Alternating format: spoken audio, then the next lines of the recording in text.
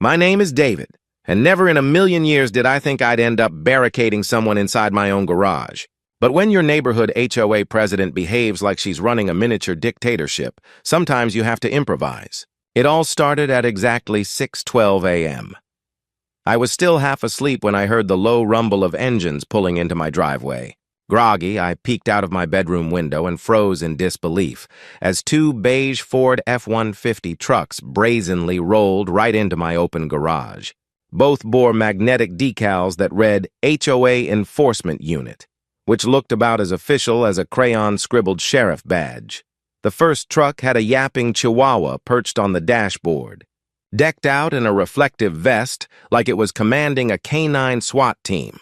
In the second sat Patricia Holbrook, our infamous HOA president, fixing her lipstick in the mirror while mouthing along to what seemed to be an inspirational audiobook. That was when my grandfather Earl, who was staying with me for the month, shuffled into the hallway. Wearing his World War II veteran cap and fuzzy slippers, he stopped, took one glance at the circus unfolding outside, and without hesitation pressed the garage door remote. The heavy door rattled shut, locking Patricia and her little entourage inside. Earl then calmly secured the outside latch and, with the same composure he'd used in war, raised his phone to his ear. "Yes, officers," he said in a voice smooth as old bourbon, sipping his morning chamomile tea.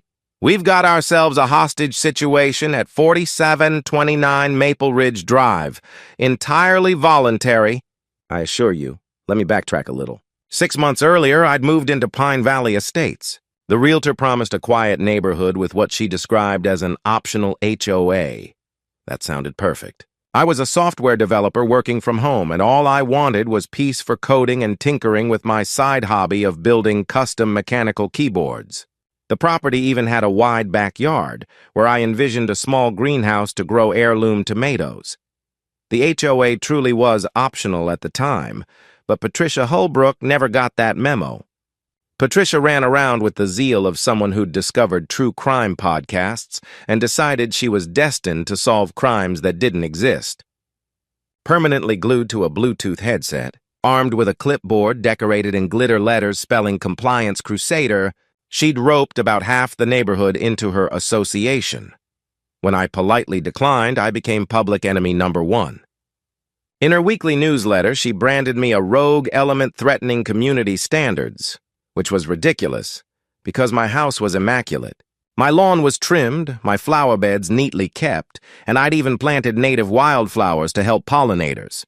My only so-called offense was refusing to fork over $200 a month for Patricia to strut around, measuring grass height with a ruler. The harassment started small.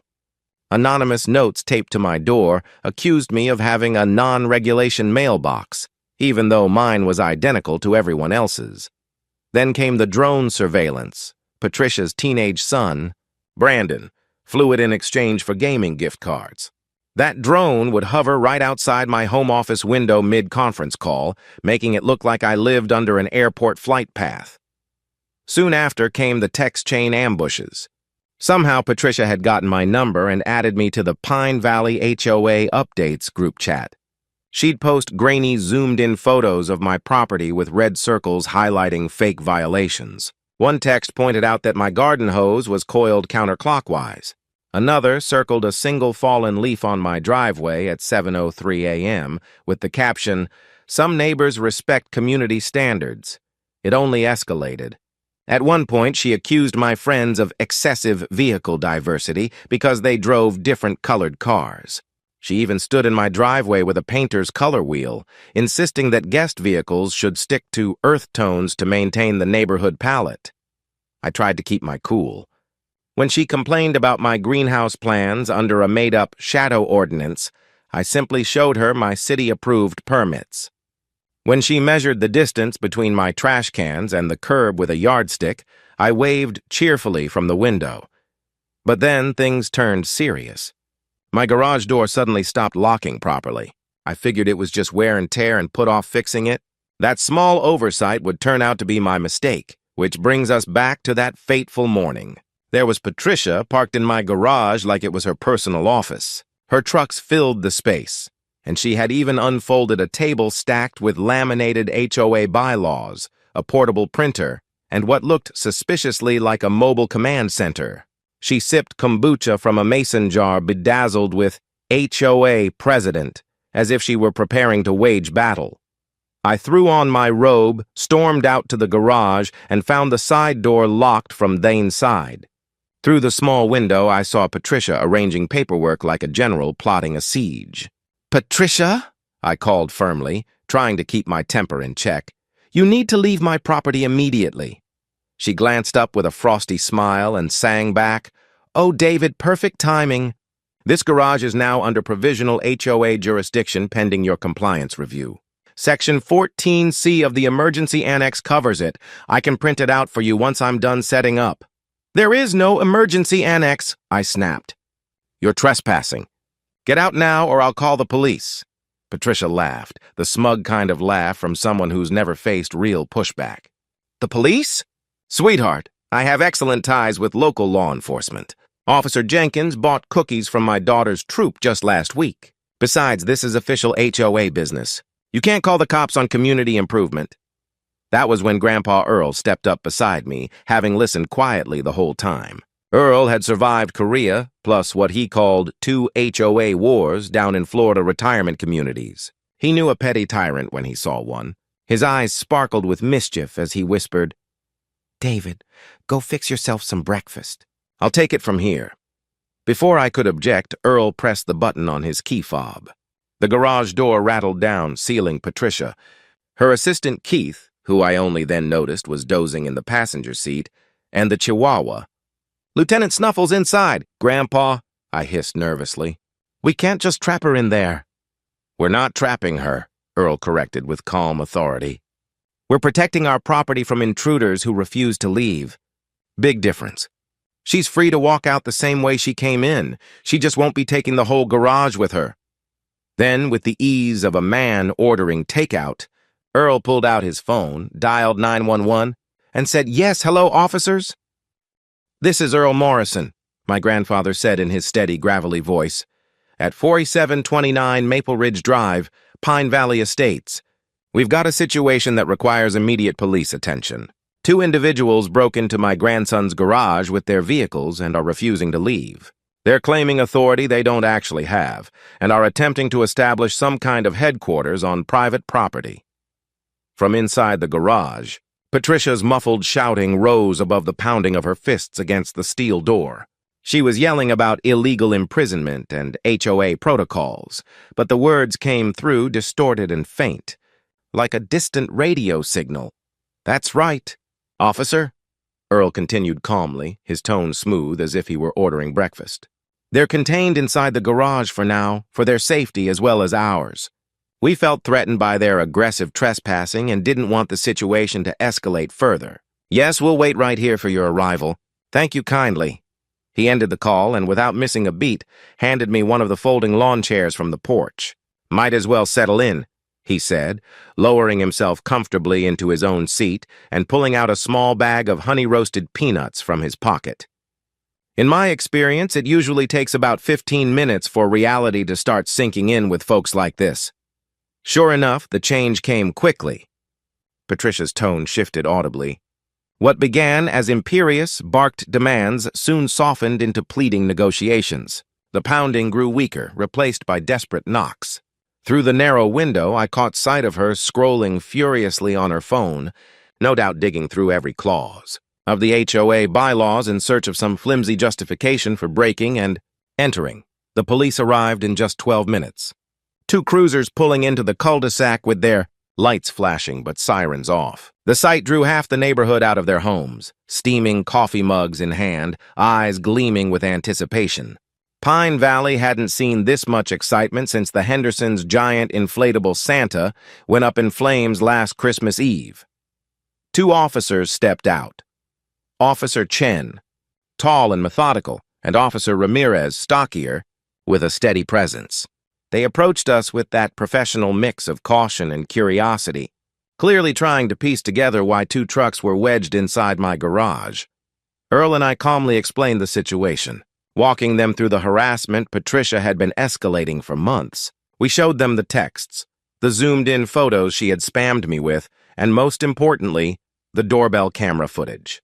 It clearly captured Patricia's trucks rolling into my garage without invitation at precisely 6 a.m. Officer Chen ran a hand across his forehead as he tried to absorb it all. "So let me get this straight," he said slowly. "This woman drove into your garage with 2 trucks to set up what she's calling an HOA enforcement center, all because you refused to join an optional neighborhood club?" "That's exactly right," I replied firmly. "And now she insists she has jurisdiction over my property, even though she has absolutely no legal authority." Officer Ramirez muttered something under his breath, then stepped toward the garage. In his clear official tone, he called out, "Ma'am, this is the Pine Valley Police Department. You need to exit the garage immediately." A long pause followed. Then Patricia's voice rang out, strained but still carrying that forced authority she clung to. "Officers, thank goodness you're here! These men have unlawfully detained me during an official HOA inspection. I demand you arrest them immediately for interfering with community governance." I watched Officer Chen's eyebrows shoot upward, his face somewhere between disbelief and amusement. "Ma'am," he repeated, "please step out of the garage so we can discuss this in person." We heard fumbling inside, papers shuffling, something clattering to the ground, and Keith groggily waking up from what must have been his nap in the passenger seat. Finally, the side door creaked open. Patricia emerged, striding out like a general who had lost the war but refused to acknowledge it. She was a far cry from her polished, clipboard-toting self. The garage's humidity had left her carefully coiffed hair puffed and frizzed. Her mascara had run down her cheeks, evidence of either sweat or frustrated tears. And somehow she'd managed to knock over a sack of garden lime, leaving her navy blazer coated in a chalky powder that made her look like an abandoned statue. "Officers," she began, brushing lime dust from her sleeves, her voice still straining to sound authoritative. "I can explain everything. I have the documentation right here that proves this property falls under HOA emergency provisions in times of community aesthetic crisis." Officer Ramirez cocked his head. "Aesthetic crisis? What crisis are we talking about exactly?" Patricia waved her arms toward my house with wild exaggeration. "He's planning to build an unauthorized greenhouse. His mail carrier approaches from the wrong angle, and his Wednesday trash can placement is 7 inches off regulation." "Ma'am," Officer Chen interrupted gently, trying to cut through Patricia's tirade. "Does Mr. David here pay HOA dues?" Patricia faltered. "Well, no, but—" "And is membership in your HOA mandatory?" Chen pressed. "Not technically," she admitted grudgingly, "but community standards—" "And did you have permission to enter his garage?" Her face went through a rapid sequence of emotions, shock, outrage, defiance, before settling into indignant disbelief. "Permission? I'm the HOA president. That gives me implied consent to inspect all properties within Pine Valley's aesthetic jurisdiction." Officer Ramirez calmly flipped open his notepad. "Ma'am, what you're describing is breaking and entering, criminal trespass, and, ironically enough, false imprisonment of yourself. You've openly admitted to entering private property without permission and attempting to set up what you called a command center in someone else's garage." By now, the crowd of neighbors had doubled. Many were openly recording on their phones, while several HOA board members tapped furiously on theirs, no doubt exchanging panicked texts. "Patricia's empire was wobbling and everyone could see it. This is absurd!" Patricia shrieked, her carefully constructed composure cracking into jagged edges. "I've given 3 years of my life to protecting property values in this neighborhood.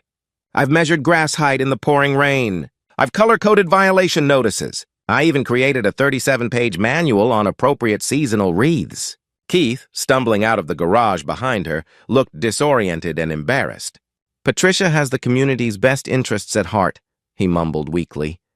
Then quickly added, "But I had no idea where we were. I was just sleeping." It was the kind of half-defense that sounded more like a confession. Meanwhile, Lieutenant Snuffles, the so-called enforcement chihuahua, had apparently switched allegiances. He trotted straight over to Earl, tail wagging. Earl scooped him up with a chuckle and scratched behind his ears. "Good boy," he said softly. "You know a sinking ship when you see one, don't you?" Officer Chen wrapped up our statements while Ramirez photographed the scene. The two beige trucks still sat awkwardly in my garage like stranded whales. Their HOA enforcement unit decals looking more ridiculous than ever in the daylight. "Mr. David," Chen asked evenly, "would you like to press charges for criminal trespass?" I studied Patricia. Her makeup was smeared, her blazer dusted white from garden lime, her once commanding presence reduced to a desperate figure trembling under scrutiny. For a fleeting moment, pity stirred in me. But then I remembered the months of harassment, the drone surveillance, the 43 separate texts about my hedge trimming. "Yes," I said firmly, "I would." The noise Patricia made in response was somewhere between a gasp and a balloon losing air. "You can't be serious. This is a neighborhood matter. It should be resolved internally through the HOA Grievance Committee." Ramirez glanced at her with unamused patience. "The HOA you keep mentioning, one Mr. David isn't even a member of?" As the officers guided her toward the cruiser, Patricia's voice grew more frantic. "This is a conspiracy. David is sabotaging community values. Who's going to measure fence picket spacing? Who's going to enforce mailbox uniformity? Without me, this neighborhood will descend into chaos." The neighbors didn't seem too concerned about impending anarchy. In fact, Sandra from across the street muttered, "Finally. Maybe now I can paint my door whatever color I want." Keith, wisely realizing the ship had sunk, quickly agreed to cooperate. He confessed he was just Patricia's nephew, roped into what she'd described as an internship in community management for college credit. The officers let him off with a stern warning, suggesting he find an internship that didn't involve breaking into garages. Tow trucks soon arrived to haul away Patricia's enforcement fleet. She watched in horror, her empire quite literally being dragged away. Even as Officer Chen read her rights, Patricia couldn't help herself. "You have the right to remain silent," Chen began. "I waive that right," Patricia cut in loudly. "I want everyone to know this is what happens when you care too much. When you give up weekends to design outdoor furniture palettes. When you sacrifice sleep to write bylaws about driveway crack widths." Her speech continued, even as she was ushered into the police car. Her voice muffled through the rolled-up window, but still audible. A lecture about regulation shrubbery. As the crowd began dispersing, several HOA board members approached me. Margaret Wu, the treasurer, spoke first. "David, I think I speak for the entire board when I say we're terribly sorry. We had no idea Patricia had gone this far." Tom Bradley, the secretary, added quickly, "We're calling an emergency meeting tonight. Safe to say there will be major leadership changes." That evening, the Pine Valley Estates HOA WhatsApp chat, which I had never agreed to join, was buzzing with activity. I tuned into the emergency board meeting via video call, while Earl made celebratory grilled cheese sandwiches. The vote to remove Patricia as president was unanimous. Even her own vice president turned against her. The revelations were damning. Patricia had been using HOA funds to purchase the trucks, the drone, and even Lieutenant Snuffles, who was officially registered as an emotional support enforcement animal. A financial audit revealed more absurd purchases. A $3,000 laminating machine for violation notices and a subscription to an online military strategy course. In the weeks that followed, Patricia faced real consequences. She was charged with trespassing, breaking and entering, and misusing HOA funds. Her lawyer, looking defeated, tried to argue she suffered from something called excessive community enhancement disorder, a diagnosis that, unsurprisingly, didn't hold up in court. The judge, barely hiding his amusement, sentenced her to 100 hours of community service, specifically tending the public gardens at City Hall under the supervision of a professional landscaper, who was instructed to measure her work with the same obsessive standards she'd forced on others. She was also fined $3,000 and ordered to repay every misused HOA dollar. But the final blow didn't come from the court. Patricia's employer, a regional insurance company, immediately terminated her once the security footage hit the news. Her boss later told me they'd been waiting for a reason to let her go ever since she circulated a 30-page dress code for casual Fridays. Standing in the courtroom as the sentence was read, Patricia's face cycled through shock, denial, rage, and finally, something like recognition. For the first time, she seemed to understand what it felt like to be on the receiving end of rigid, unforgiving rules. "Your Honor," she whispered, her voice uncharacteristically small. "I was only trying to maintain standards." The judge's reply was sharp and final. "Ms. Holbrook, there's a difference between maintaining standards and committing crimes. $3,000 fine, 100 hours of service. Court dismissed." Patricia's mouth opened and closed like a stranded fish, but no words came out.